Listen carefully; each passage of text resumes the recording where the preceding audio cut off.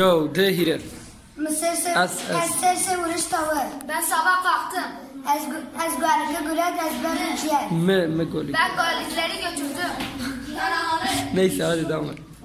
Da ez müce güvenlikle nütbüner. Ben galizlerin yanında durdum. Ez barce güvenlikle gület ezat ki. Ben sana demiştim. Neyse. Ben eşeğe bindim. İnekleri eve getirdim. Hocam böyle değil. Devam et. Çingene ben devam et. Ez omya ki men o hal var. Ben eşekten indim. Ben eve geldim. Ben kadından indim. Eve geldim yemek yedim. Tekrar et aynı cümle devam et. Aynı cümle Rayna baş. Bu güvenlikle gület maat ki. Ben inekleri aldım getirdim eve.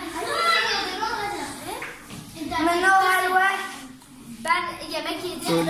Öğle yemeği. Ben orada yemek yedim. Öğle yemeği. Öğle yemeği yedim. Men barce evalarını gület maşina. Ben arkadaşlarımı aldım Laya gittim. Çaya yani gittim. Maşı uca dansına kes. Ben orada yüzdüm.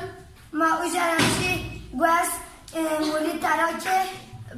Ben oradan gittim cevizleri topladım. Neyse devam. Çingene devam bak Çingene ben. Çingene ben. Ma güezin ko mamurin ko beki.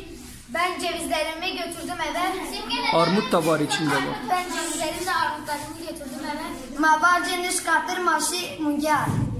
Sonra biz katıra bindik gittik inekleri getirdik. Hocam bize